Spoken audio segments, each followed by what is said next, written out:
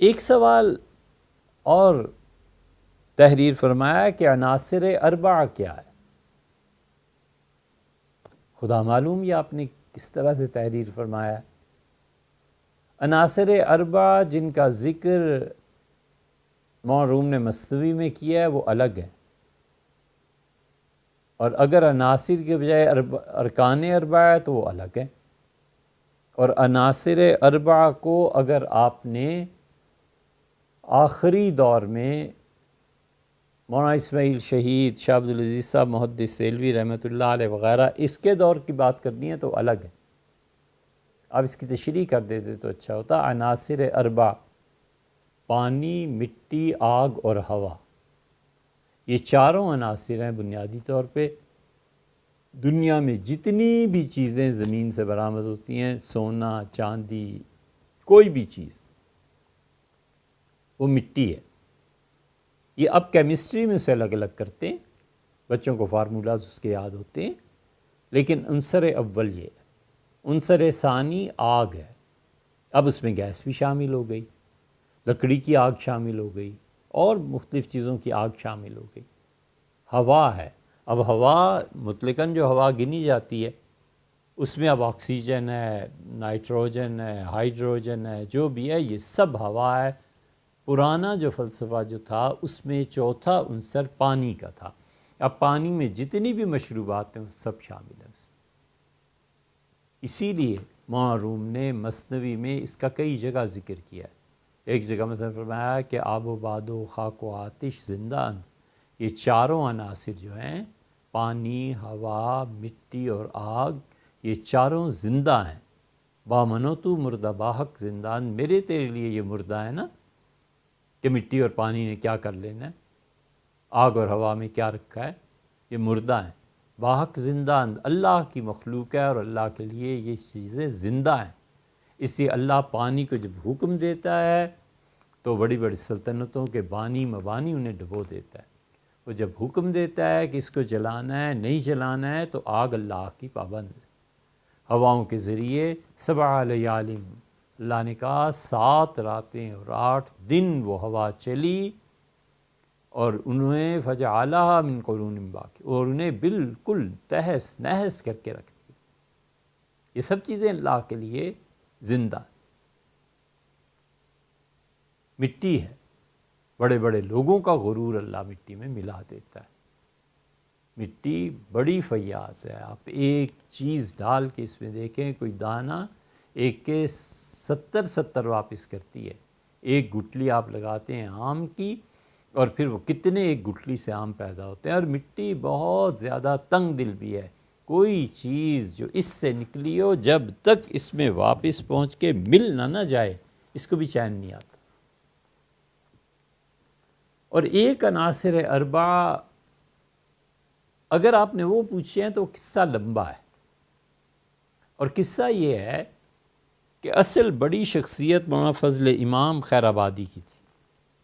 اور مولانا فضل امام خیر آبادی جو تھے ممدوح تھے اس کے مرزا غالب کے، فلسفے کے بہت بڑے امام، اور اللہ نے بڑی بڑی ذہنی صلاحیتیں دی تھیں.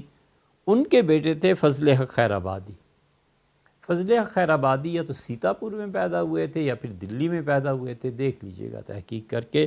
فضل حق خیر آبادی چشتی تھے، فاروقی تھے، 1797 میں پیدا ہوئے، اور بے پناہ صلاحیتیں اللہ نے دی تھی. شاید 13 سال کی عمر کے تھے جب وہ مفتیوں جیسے فتوے لکھتے تھے، اور انہوں نے پڑھا کس سے تھا؟ بہت بڑی شخصیات سے. اور فضل حق خیر آبادی جو تھے انہوں نے حدیث پڑھی تھی حضرت شاہ عبد القادر صاحب محدث دہلوی رحمۃ اللہ علیہ، اور وہ شاگرد تھے شاہ عبدالعزیز صاحب محدث دہلوی رحمۃ اللہ علیہ. اور اصل میں جو علم آیا تھا نا وہ گھر سے ہی لیا تھا اپنے والد محترم سے.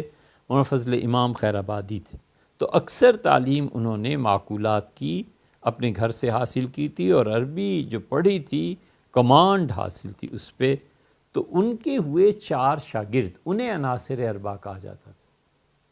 ان کے شاگردوں میں پہلی بڑی ہستی جو تھی، ان کے اپنے ہی بیٹے تھے مولانا عبدالحق، تو نیچے سے چلیں تو عبدالحق، پھر ان کے والد فضل حق، پھر ان کے والد فضل امام. یہ سلسلہ ہے ہندوستان میں فلسفے کے بادشاہ جو رہے ہیں، کمال کیا ہے ان برکاتیوں نے. اور یہ فضل امام صاحب رحمۃ اللہ علیہ، ان کے خاندان نے بہت بہت زیادہ علم سے اللہ نے انہیں نوازا تھا. اور پھر دلی کی تہذیب، وہاں کے لوگ. اور ایک ان کے بیٹے عبدالحق، یہ تھے مولانا عبدالحق صاحب، جو ناصر اربعہ میں سے واحد عنصر کہلاتے ہیں اور سب پہ غالب تھے، باقی تین پہ بھی. دوسرے بدایونی تھے. بدایوں میں تاج الفحول مولانا عبدالقادر صاحب جو تھے وہ شاگرد تھے مولانا عبدالحق صاحب کے والد مولانا فضل حق صاحب کے. اور تیسرے جو تھے وہ مولانا ہدایت اللہ صاحب جون پوری تھے. اور چوتھے مولانا فیض الحسن سہارنپوری، جو پنجاب یونیورسٹی میں بھی ادھر بھی حضرت رحمۃ اللہ کام کرتے رہے. یہ 4 آدمی تھے جو عناصر اربعہ کہلاتے تھے.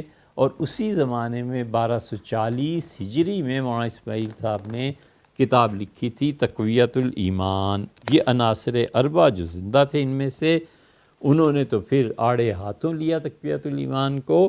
اور اسی یعنی مہینے میں، اسی سال میں 1240 میں انہوں نے، مولانا عبدالحق صاحب نے سب کو چھوڑ کے پھر لکھنا شروع کیا تقویت الایمان کا رد. اور انہوں نے ہی کفر کا فتویٰ لگایا تھا مولانا اسماعیل شہید.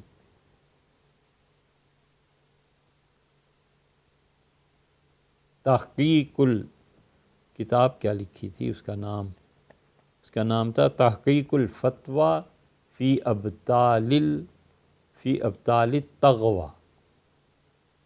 یہ انہوں نے کتاب لکھی تھی مولانا اسماعیل شہید کے خلاف. دلی کی جامع مسجد میں جو مناظرہ ہوا تھا، یہ سب لوگ وہاں موجود تھے. اور مولانا اسماعیل صاحب کے مقابلے میں جو لوگ آئے تھے، حضرت شاہ رفیع الدین صاحب رحمۃ اللہ علیہ کا گھرانہ تھا، مخصوص اللہ صاحب تھے ایک، اور ایک وہاں موسیٰ صاحب تھے. انہوں نے بہت بڑھ چڑھ کے، ایک ہی خاندان تھا نا سارا، تو انہوں نے اس میں یہ کام کیا تھا کہ مولانا اسماعیل شہید کے خلاف لکھیں. اور پھر یہ جو تھے آخری ہستی یعنی مولانا عبدالحق صاحب جو تھے، ان پہ تھا کہ انہوں نے انگریزوں کی مخالفت کی، پھر انڈمان جیل میں چلے گئے. انگریزوں نے آخر پہ ملکہ وکٹوریہ نے جب کہا کہ اب عام آزادی ہے، جس نے ہمارے خلاف بغاوت کی ہے اور جس نے نہیں کی سب کو معاف کیا.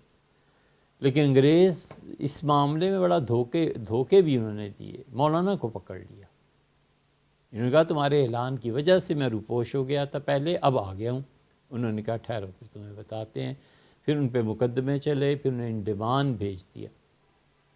انڈمان میں انہوں نے 2 قصیدے لکھے، اتنے زبردست قصیدے ہیں کہ ایسی عربی خود عربوں کو کم نصیب ہوئی. باپ نے جو گھر میں تربیت کی تھی اور پڑھایا تھا، وہ کوئی کسر نہیں باقی رہنے دی تھی. تو مولانا عبدالحق صاحب نے وہ انڈمان میں ہی وقت گزارا. یہاں ہندوستان میں جو ان کے قدردان تھے، انہوں نے انگریزوں کیا مقدمہ کر دیا تھا. وہ کہتے ہیں کہ مقدمے کا فیصلہ ہو گیا، حضرت کی رہائی ہو گئی اور ہم بھاگے انڈمان مالٹا. عید کا دن تھا، ہم صبح پہنچے تو ہم نے کہا آج تو دوہری عید ہے، حضرت سے بھی ملیں گے، مدتوں سے یہاں جیل میں ہیں اور عید بھی پڑھیں گے. تو ہم نے دیکھا کچھ لوگ واپس آ رہے تھے، تو ہم نے پوچھا کہ عید کی نماز ہوگی؟ ان کا وہ تو کب کی ہو گئی. ہم نے کہا آپ لوگ اب آ رہے ہیں اس وقت؟ انہوں نے کہا کہ مولانا کا انتقال ہو گیا، جنازہ پڑھ کے واپس آ رہے. تو انہوں نے جا کے انگریزوں کا یہ آرڈر قبر پہ رکھا اور سر پیٹ لیا کہ وہ انگریزوں کی ناراضگی اور عتاب سے بچے، جیل سے نکلے اور سیدھے حق تعالی شان کے ہاں پہنچ گئے، جس کے دربار میں امید ہے ان کی بڑی قدر اور ان کی بڑی ان کے لیے اللہ کی رحمت جوش میں آئی ہوگی. یہ تھے عناصر اربعہ. یا پھر آپ نے ان کا پوچھا.